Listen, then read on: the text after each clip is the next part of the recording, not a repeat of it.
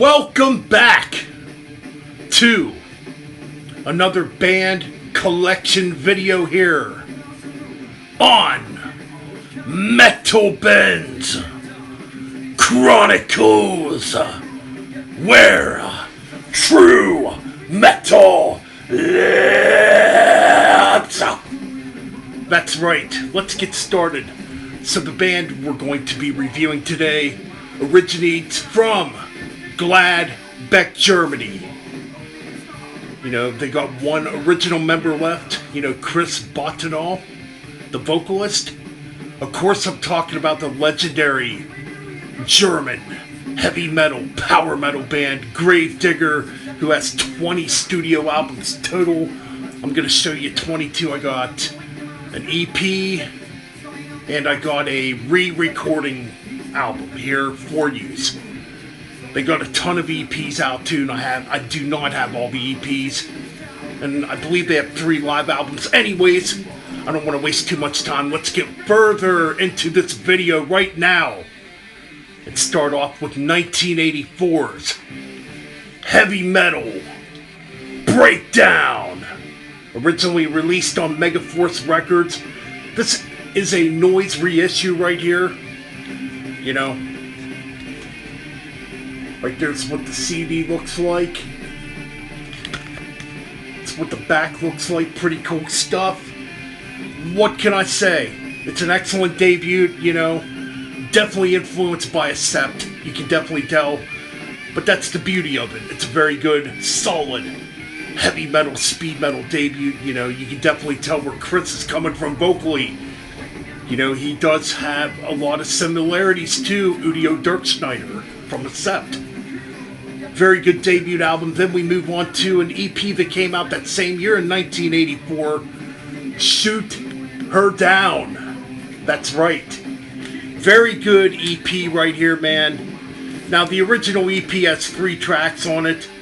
I should point out the track Violence comes from the 1983 compilation album Rock to Hell. The German Metal Attack, originally released in 1983. I should mention too, Gravedigger put out 2 demos before, Heavy Metal Breakdown. Their first demo was called, I think it was just called The Gravedigger. Ironically, the second demo is called Born Again. And it came out in 1983, the same year Black Sabbath's Born Again came out. Isn't that a coincidence?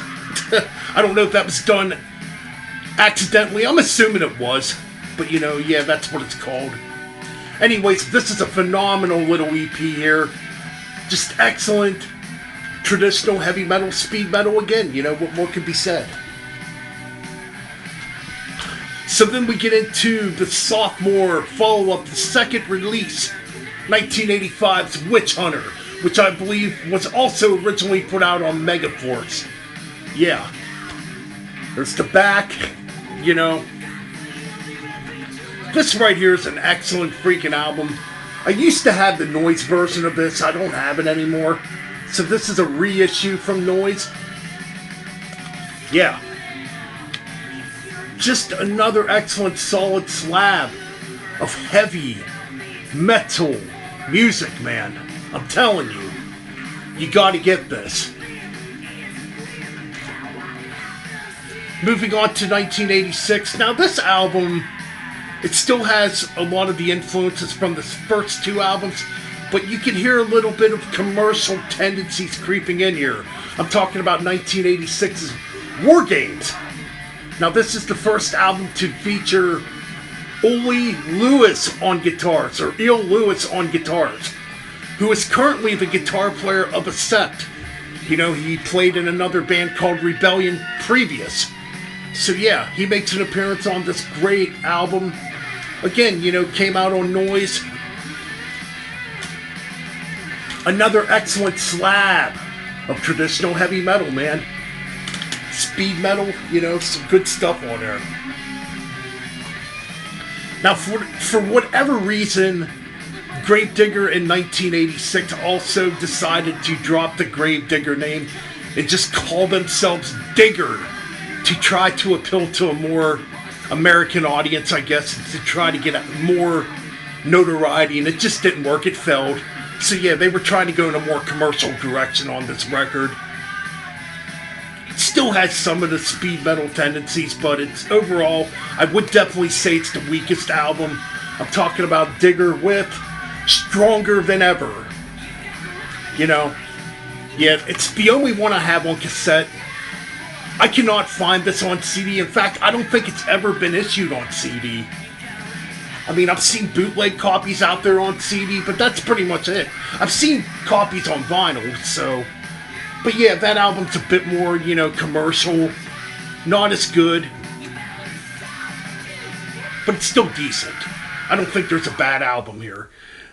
Then in 1993, Gravedigger would make a comeback and get the drummer from Running Wild, Rage, Avenger, also Stratovarius. He would go on to be an Axel Rudy Pell. Also, I'm talking about Georg Michael, obviously. Well-known German heavy metal drummer, who's a phenomenal drummer, by the way. Anyway, the comeback album from 1993, The Reaper. Oh my god, this is such a good album. Such a strong album, man. Plenty of speed and heaviness on here. Again, you know, Gravedigger just continuing on in that traditional heavy metal fashion like they always do. You know? Yeah, man, this version came out on Gun, I believe. Oh my god, just such a good album, man, I'm telling you. So in 1995, they would put out another album, obviously. And this album actually has influences of thrash metal on it. And it's a bit darker. Hearts of Darkness from 1995, another solid album, man, I'm telling you, man. Just more greatness from Gravedigger here. You notice the formula here. There's not a bad album so far, yeah. Stronger Than Ever is pretty weak, but overall it's still a decent album. It's not unlistenable or nothing, but hey, there's a formula forming here because we got another solid album here by Gravedigger, you know. Again, came out on the Gun label, you know. Now this one is a remaster, so yeah. Now this was one of the first Gravedigger albums I ever bought way back in, I think 2000. I think I bought this back when FYE was just opening. Yeah. And now the FYEs are disappearing here in 2021. I'm talking about a concept album called Tunes of War. You know, dealing with Scottish history here.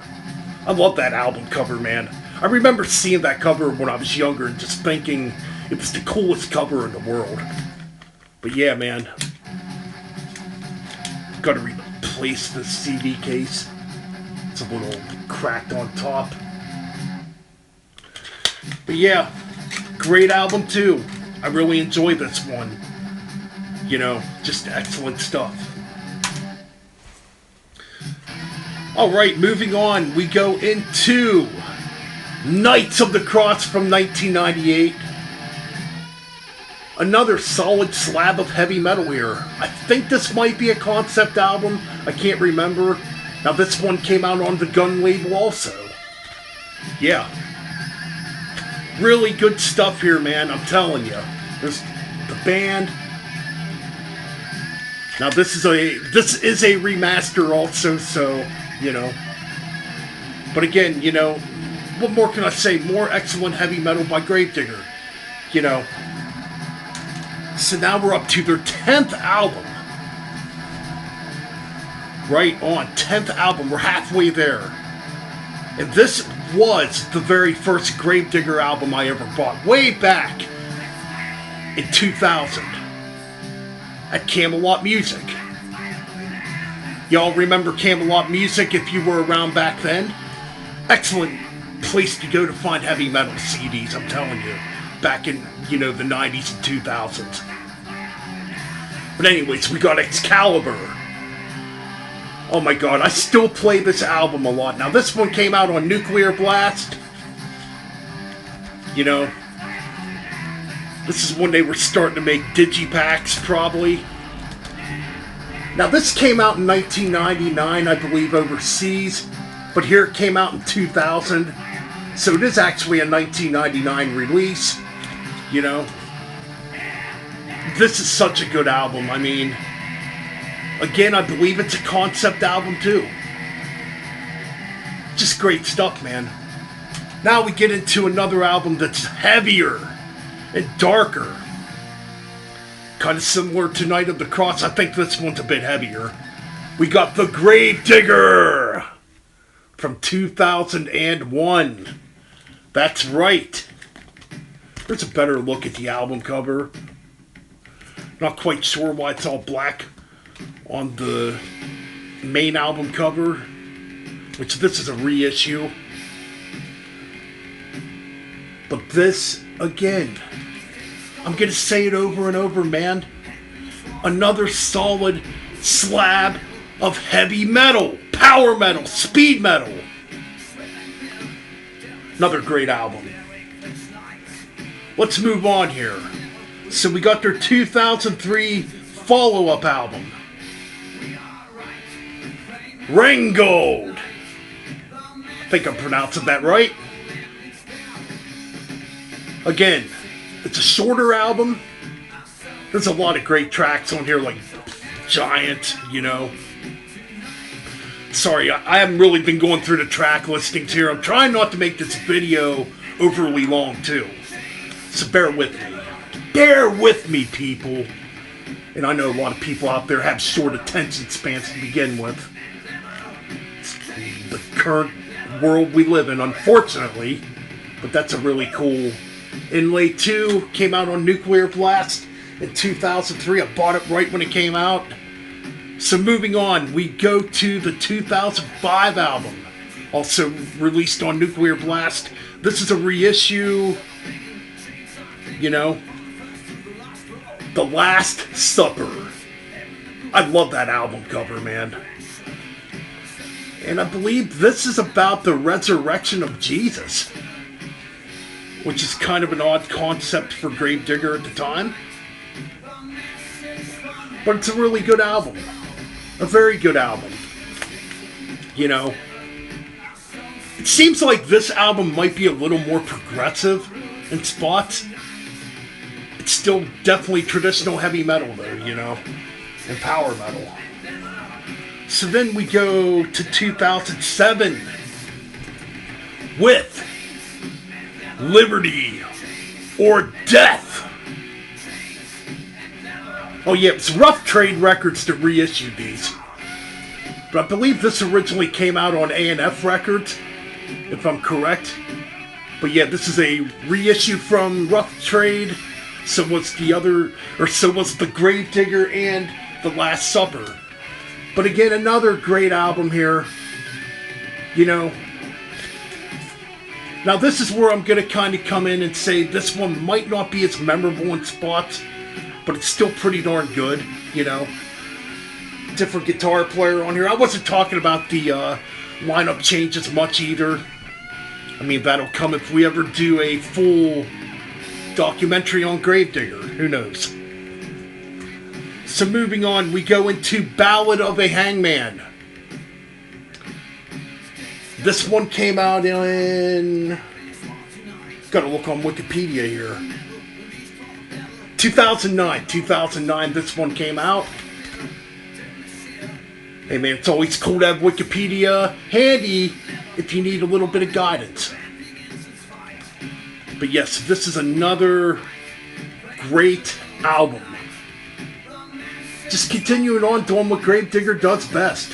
What more can be said, man? Definitely one of the few metal bands out there that's consistent. You know? Oh my god, then we get another one that kind of returns to the Tunes of War concept. That's right, we got 2010s, just a year later, The Clans Will Rise. Again, another excellent album cover here. I mean, what more can be said? Just a great album, man, overall. Then we move on to 2012's. Yes, a little hard to read on here. Clash of the Gods! This is a freaking excellent album. Hey man, I told you there's gonna be a familiar formula here. I think all these albums are fucking good. It's gonna be hard to rank these albums if I do decide to do an album ranking on Gravedigger, I'm telling you. Look at that. Really cool stuff there. Excellent album, man, I'm telling you. So then we move on to Return of the Reaper, which came out. When did this come out? 2014. That's right, 2014, Return of the Reaper. Telling you what, bro. Can't get any more metal than Gravedigger. Okay, moving on here. We got their re-recording album, which is very hard to read here, so... Oh yeah, Excumination, The Early Years, which came out in 2015.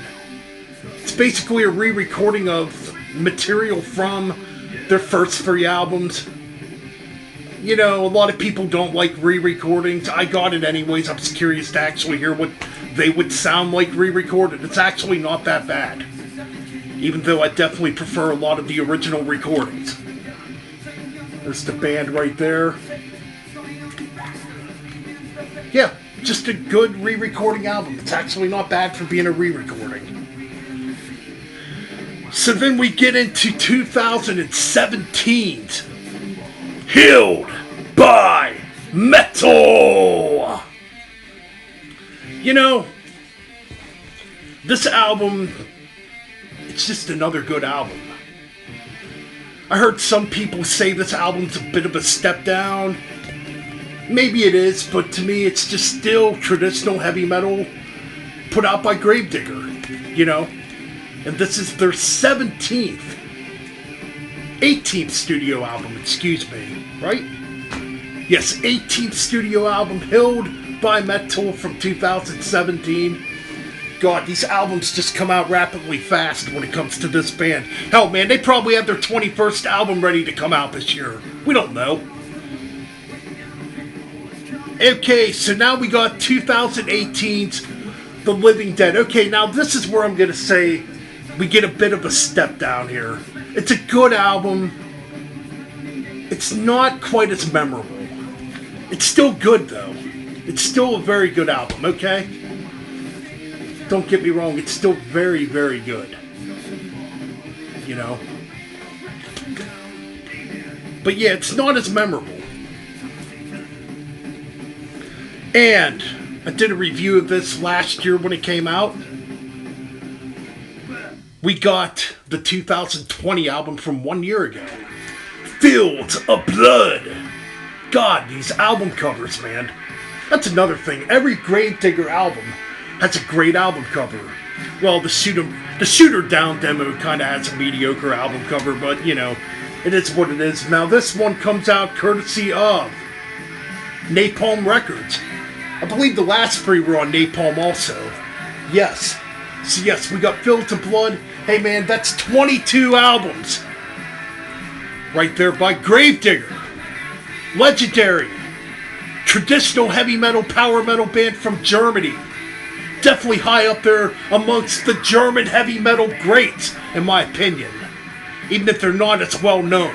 They should be known. I'll tell you what, man, it would be a miracle if America would have a traditional heavy metal scene here in the near future. We need it. America needs to stop supporting the shitty music that's in the fucking mainstream. We need a cool, kick-ass American heavy metal market here in America. Anyways, that's it for this Gravedigger collection video. Keep it metal. And thanks for all the subscriptions. And thanks to all the cool comments that say, Metal Ben, you're underrated. You should have more subscribers. I appreciate that. Hey man, it is what it is. Maybe people are scared of this channel, who knows? Hey, I'm not that scary. Alright, keep it metal! Peace!